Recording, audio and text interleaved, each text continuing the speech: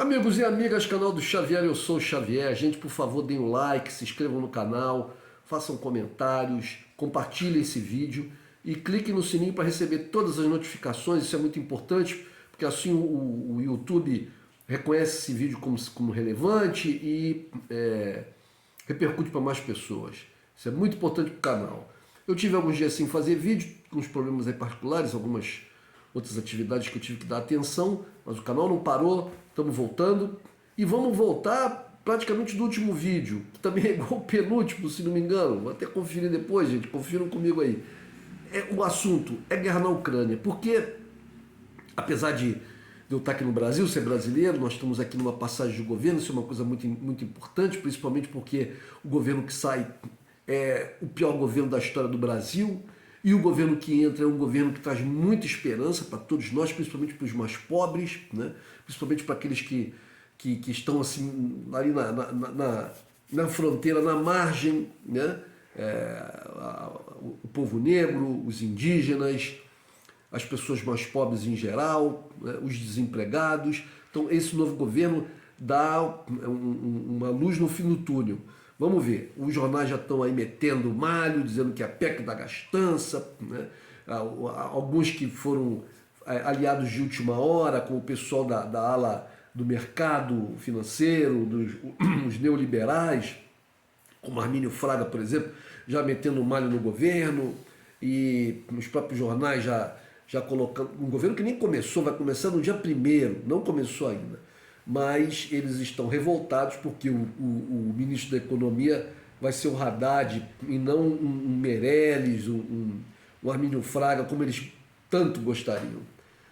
Mas é isso. Mas apesar disso tudo, apesar de eu estar aqui no Brasil e ter muito assunto, a questão da guerra na Ucrânia é, para mim, fundamental, porque é um divisor de águas na história do mundo. Na história do mundo. Gente, e o que está acontecendo agora é a disputa. É a disputa pela hegemonia econômica, política, militar até no mundo. Os Estados Unidos, que detinham que era o grande hegemon do mundo, estão perdendo, vem já, né, alguns dizem até que desde a década de 50 que os americanos vêm lentamente perdendo espaço, mas era muito lentamente. Mas na chegada dos anos, entrada do século XXI, com a ascensão da China, né, e com a recuperação da Rússia, esse processo de derrocada americana vem se acelerando. Mas os americanos decidiram que não vão deixar isso barato, não vão deixar isso barato. Então, o que nós temos? Zelensky sendo recebido na Casa Branca, falando lá no Congresso americano e tal. Por outro lado, o Medvedev,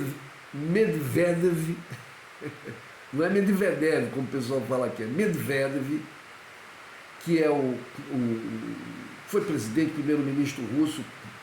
Hoje em dia tem um cargo que eu nem sei lá o cargo, mas tem um cargo altíssimo lá no governo, é um dos principais homens do governo, lá do governo da Rússia, né, aliadíssimo do Putin, foi recebido pelo Xi Jinping, o líder chinês.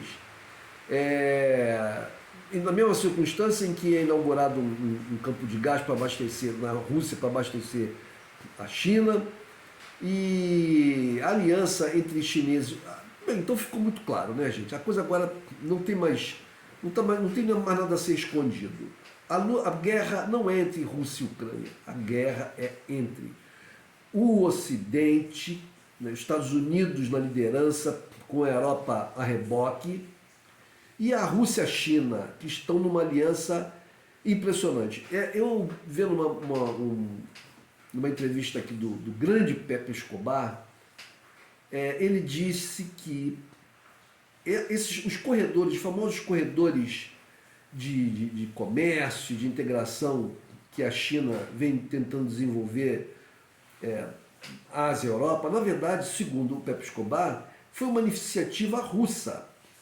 Os russos falavam, Putin falava no início desse século, no início dos anos 2000, que eles queriam fazer uma espécie de uma área de livre comércio, ou de intenso comércio, que fosse de Lisboa a Vladivostok, ou seja, varrer-se, atravessasse, melhor dizendo, toda a Europa e toda a Rússia, né? Inclusive ali o Oriente Médio, né? E indo até Vladivostok, que é lá no extremo da Rússia. Mas isso a Rússia não tinha cacife, né, para fazer isso, e a Europa também não deu atenção, não deu a importância que deveria ter dado a isso.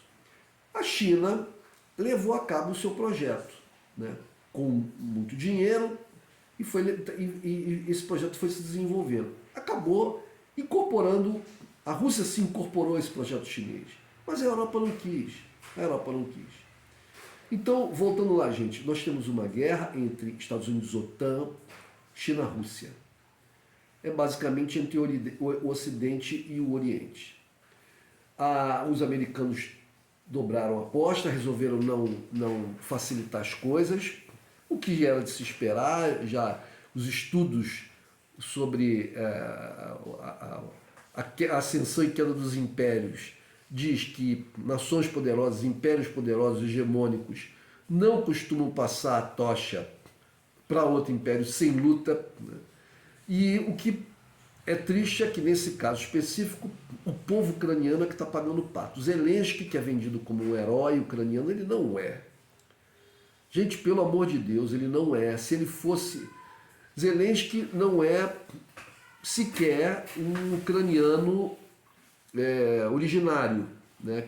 Que os ucranianos são o povo eslavo e tal. O Zelensky é de origem judaica. Quer dizer, uma atitude como essa só faz aumentar o ódio de muitos não-judeus pelos judeus, né? Porque, né, os grandes nomes, aqueles que fizeram pela humanidade, se esquecem.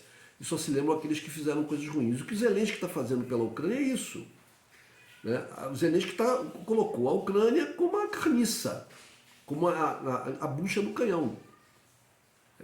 Não importa que os americanos encham eles de armas, que os russos não vão parar.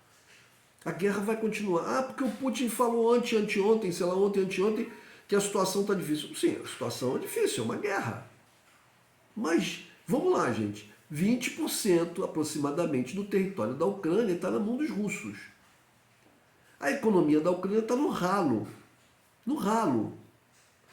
Milhares e milhares de pessoas na Ucrânia morreram.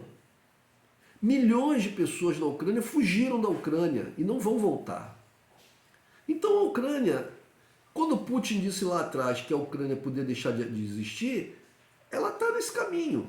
Então, como pode-se dizer que um presidente da República Ucraniana que encaminha o povo nessa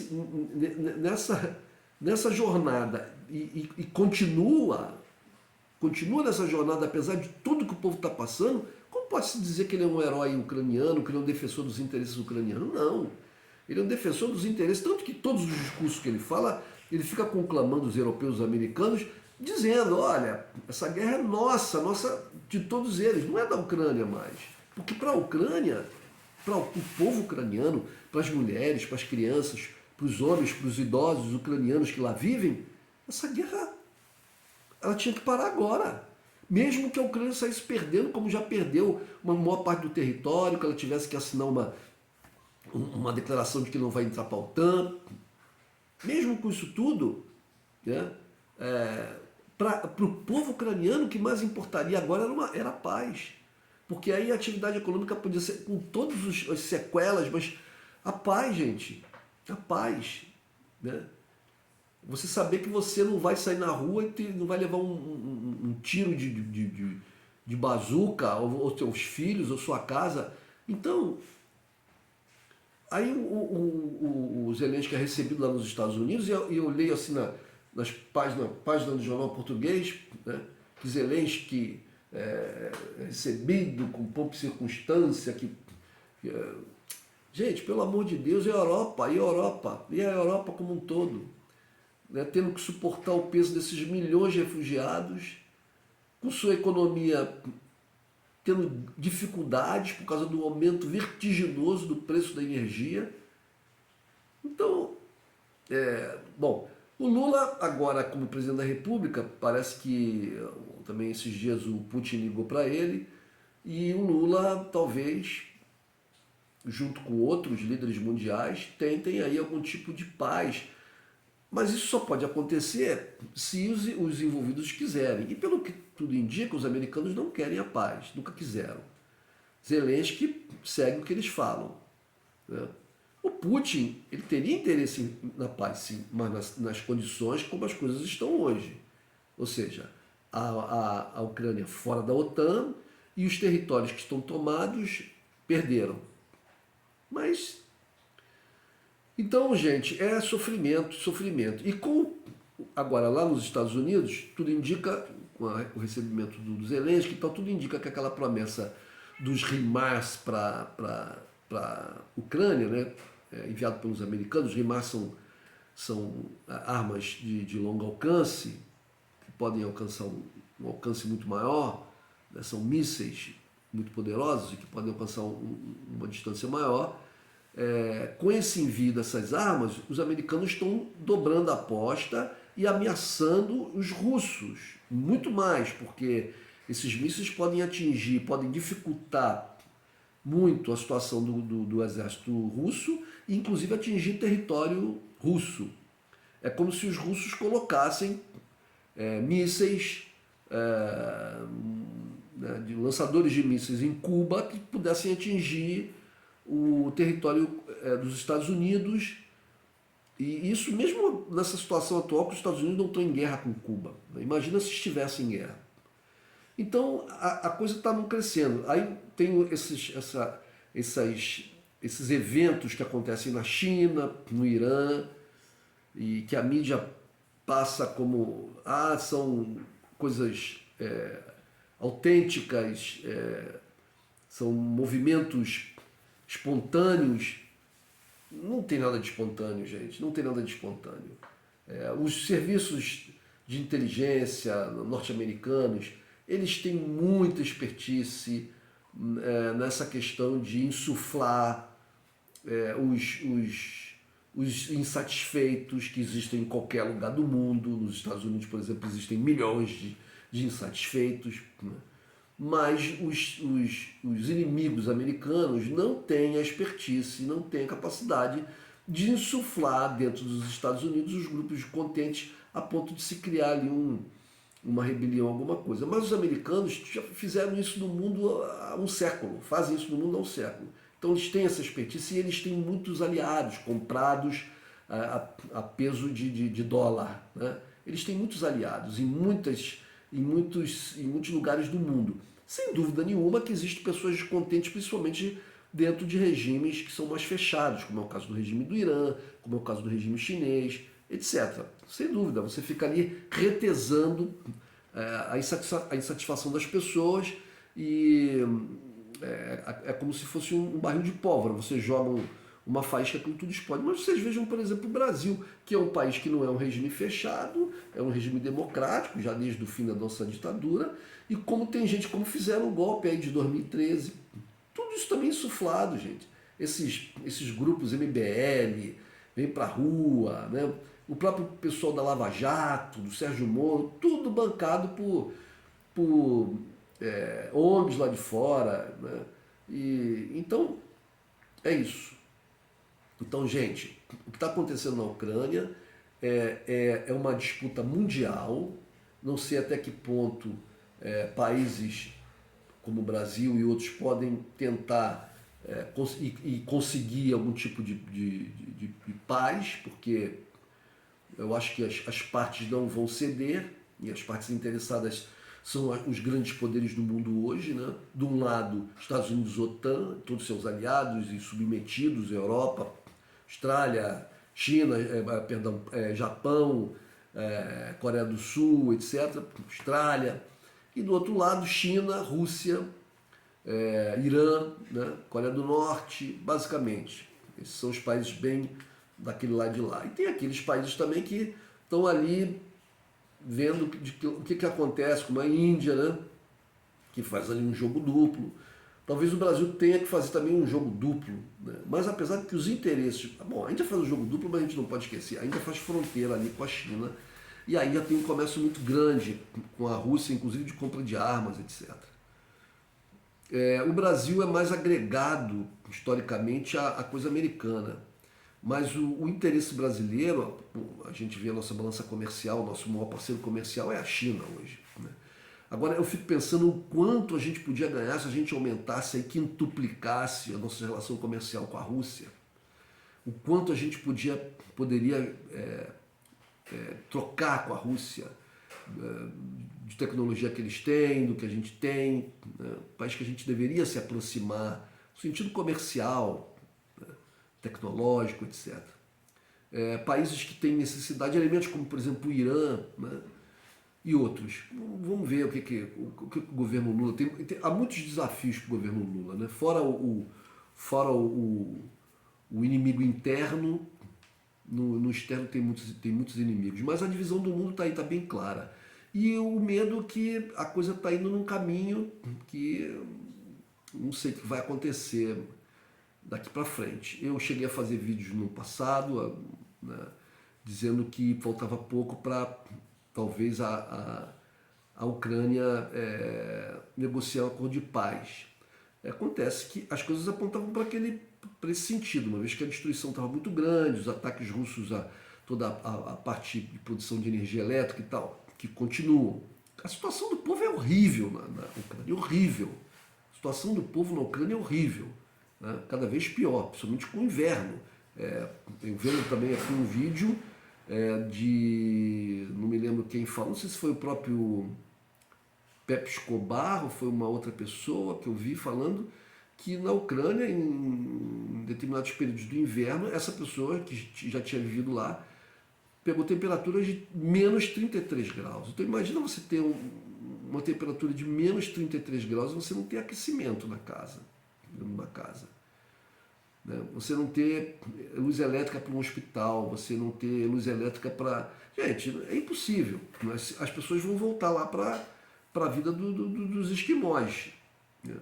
Então, a situação do povo da Ucrânia é essa. Mas o governo ucraniano não está interessado nas questões do povo. O governo ucraniano, do Zelensky, é um posto avançado dos interesses norte-americanos. E eles já decidiram, não... vão aumentar, estão aumentando a aposta, porque se dane o povo. Gente, lá atrás, no passado, né, a Vitória Nuland, alta funcionária do governo americano, né, no passado e hoje, já uma vez gravaram uma ligação entre ela e o embaixador americano, ela estava lá, e o embaixador falou alguma coisa, mas os europeus, e ela fala em inglês, fala que se danem os europeus, que se danem os europeus. Os americanos não estão preocupados com os europeus. Para eles, de certa maneira, a desindustrialização da Alemanha é um ótimo negócio, porque eles mantendo o poder sobre a Alemanha, não se esqueçam, meus amigos, as bases americanas, a base lá de Hansfeld, se não me engano é esse o nome da base norte-americana, que é a base americana de comando das forças americanas fora dos Estados Unidos. Fora dos Estados Unidos, né? Então, eu não sei se pronúncia do nome lá da cidade onde fica essa base americana, se é exatamente essa, Hansfeld. Acho que é alguma coisa assim. Deixa eu para não cometer aqui uma falha com vocês, gente, eu vou até fazer essa pesquisa aqui agora para não ter erro, né? Porque é muita coisa na cabeça e a gente se engana. É Ramstein. Hansfeld não. Ramstein. Ramstein é uma das mais vistas instalações militares dos Estados Unidos na Alemanha. Ela é considerada a base mais importante da Europa para os transportes aéreos das Forças Armadas dos Estados Unidos, servindo como seu eixo logístico. Durante a evacuação do Afeganistão, em meados de 2021, cerca de 7 mil pessoas foram levadas para a base. ou seja, é uma base americana importantíssima na Alemanha, fora, como aqui está dizendo aqui, mais de 20 instalações militares, isso só na Alemanha. Então, a Alemanha é um país ocupado militarmente pelos Estados Unidos, a Europa toda é ocupada militarmente pelos Estados Unidos, a Inglaterra, a Itália, todos. Se não me engano, só não tem base americana na França, mas a França também não é independente, porque ela está muito agregada ao sistema capitalista capitaneado pelos Estados Unidos. A França, para poder se libertar do jugo americano, teria que passar para o outro lado muito radicalmente, para o lado da China e da Rússia, mas aí ela tem um problema, porque ela está ali no meio da Europa, cercada de países europeus que são todos, né, faz fronteira com países que são todos subordinados aos americanos, e não existe nenhum indício de que na Europa, nenhum sinal de que na Europa exista uma tendência à independência, não existe. Então, infelizmente, é isso. Então, para os Estados Unidos é interessante que a Europa até se enfraqueça economicamente, porque os americanos, né, dominam mais. Vejam que lá foi o Macron lá reclamar das atitudes americanas com relação ao protecionismo americano frente a comércio com os europeus. Mas os europeus não eles se submetem, eles piam ali, dão um piozinho, mas não fazem nada de relevante, porque não podem fazer. Não podem. É como você mora na sua casa, com seu cônjuge e com seus filhos, mas tem um cara lá dentro da sua casa com uma arma. Dentro ele fica, vocês estão na sala vendo televisão, ele está na sala, vocês vão para o quarto, ele está no quarto, está dormindo, ele está lá dormindo junto contigo na cama. Você vai no banheiro, ele está no banheiro, ele está com uma arma. Você não tem autonomia. Parece que você tem autonomia, mas não tem. É o caso dos europeus. Então, gente, a escalada está aumentando e a gente não sabe o que vai acontecer, porque está pipocando também assim. Ó, lá na Sérvia tem um problema com a questão de Kosovo, né? Lá no Azerbaijão, ali, Armênia, problema. Lá no Cazaquistão tem problema, ali no Paquistão também a coisa está meio confusa, né? A China com as manifestações contra a política de Covid-0, por outro lado, quando o governo dá uma relaxada, os casos de Covid aumentam, e a China é um país de 1 bilhão e 400 milhões de pessoas, que vivem muita gente aglomerada, então é um celeiro para vírus, etc. Há notícias pintando aqui já dizendo que eles já estão tendo um aumento de número de casos. Existem algumas notícias que eu não posso confirmar que sejam fidedignas ou são fake news, que a coisa já